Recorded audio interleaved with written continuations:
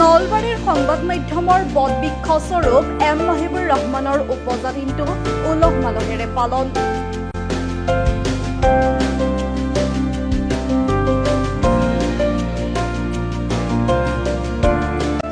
নলবাৰীৰ সমাজ জীৱনৰ অবিচ্ছেদ্য অংগ এম মহিবুৰ ৰহমান।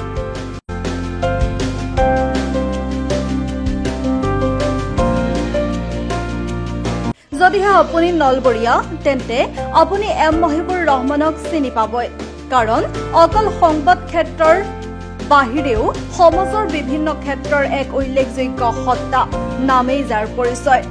নলবাৰী সমাজৰ জীৱনৰ এৰাব নোৱাৰা এক সংগ্ৰামী সত্তাৰ নাম এম মহিবুৰ ৰহমান। আজি এম মহিবুৰ ৰহমানৰ উপজা দিনটোত সদৌ নলবাৰী ছাত্ৰ সন্থাৰ লগতে নলবাৰীৰ ভিন্ন ক্ষেত্ৰৰ কৃতিমানসকলে মহিবুৰ ৰহমানৰ উপজা দিনটো উলহ মালহেৰে পাৰ কৰে। অহা 19-20 জুনত সদৌ অসম ছাত্ৰ সন্থাৰ কেন্দ্ৰীয় বিষ্ণুৰাভা দিৱস উদযাপন কাৰ্যালয়ৰ বাকৰিত।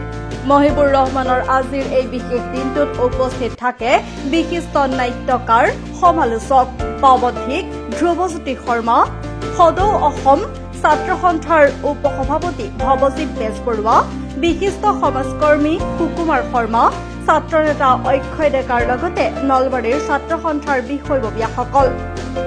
এগৰাকী অসম টাইমৰ মুখ্য পৰিচালক, আমাৰ সকলোৱে মৰমৰ, সকলোৱে শ্ৰদ্ধাৰ সন্মানৰ এম মহিবুৰ ৰহমান ডাঙৰীয়া আজি উপজা দিন।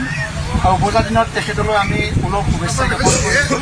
আজি আমাৰ নলবাৰী শ্বহীদ ভৱনত সদৌ অসম ছাত্ৰ সন্থাৰ যি কেন্দ্ৰীয় ৰাভা দিৱস, এই ৰাভা দিৱসৰ কাৰ্যালয়ত আমি ৰাভা দিৱস উদযাপন সমিতি, অভ্যৰ্থনা সমিতি, সদৌ নলবাৰী জিলা ছাত্ৰ সন্থা, নলবাৰী আঞ্চলিক ছাত্ৰ সন্থা, বিশিষ্ট নাট্যকাৰ, সাহিত্যিক সন্মানীয় ধ্ৰুৱজ্যোতি শৰ্মা ডাঙৰীয়া প্ৰমুখ্যে কৰি ইয়াত উপস্থিত থকা বহুকেইগৰাকী ব্যক্তি উপস্থিত, তেখেতলৈ আমি ওলগ জনাইছোঁ। আমি ভগৱানৰ ওচৰত প্ৰাৰ্থনা জনাইছোঁ যাতে এম মহিবুৰ দাই অনাগত সময়তো সমাজৰ হৈ, মানুহৰ হৈ, ৰাইজৰ হৈ কাম কৰি যাব পাৰে। এইখিনি আমাৰ তৰফৰ পৰা অজস্ৰ শুভকামনা, অজস্ৰ শুভেচ্ছা। আমাৰ মৰমৰ সুহৃদ এম মহিবুৰ ৰহমান 1992 চনৰ সৈতে যাৰ আমাৰ ভিন্ন সম্পৰ্ক। আমি পূৰ্বাচলত দেখিছোঁ তেতিয়াই, আৰু প্ৰথম পৃষ্ঠাত আমাৰ কাষৰ বাতৰি এটাত সদায় মহিবুৰ ৰহমান। তেতিয়াই এদিন মহিবুৰ সৈতে চিনাকি হৈছিল নলবাৰী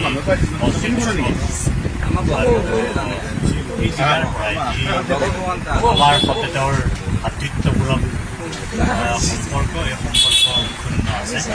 কেতিয়াবা ঠেক, কেতিয়াবা অভিমান, কেতিয়াবা উষ্মা, কেতিয়াবা খং ৰাগ।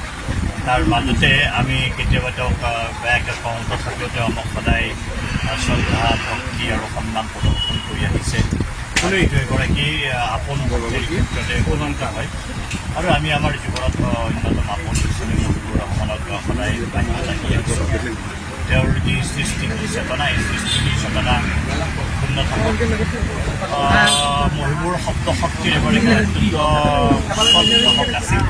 আমি আশা কৰিম এই জন্মদিনত, এই 52 সংখ্যক জন্মদিনত আমি আশা কৰিম তেওঁ অনাগত সময়ত পুনৰ সৃষ্টিশীল উচ্চকিত এই উচ্চ চেতনাৰে এক প্ৰবাহিত ধাৰণা হৈ পৰি থাকিব মানুহৰ বুকুৱে। আৰু তেওঁৰ দৃষ্টিভংগী হ'ব সূৰ্যৰ দৰে, চন্দ্ৰৰ দৰে সমতা আৰু ন্যায়পূৰ্ণ দৃষ্টি। অসমৰ ছাত্ৰ সন্থাৰ মৰ্যাদা মই যিখিনি মৰম পাইছোঁ, এই সঁচাকৈ মোৰ জীৱনৰ এক ডাঙৰ সম্পদ। মই বৰা হেৰি কৰিছোঁ আৰু মই যে ৰাইজৰ কাৰণে বা যদি কিবা কৰি আছোঁ, তেখেতসকলৰ যি মৰম আমাক উৎসাহিত কৰিছে। বিশেষকৈ ছাত্ৰ সন্থাৰ এই মৰম আশীৰ্বাদে অধিক শক্তিশালী কৰিছে। আৰু আপোনালোকৰ ছাত্ৰ সন্থাৰ মই যিখিনি কৰি যাম, তেখেতসকলক মই এইবিলাক মৰম কৰিব নিউজ ডেস্ক ৰিপৰ্ট, নিউ ৰামধেনু।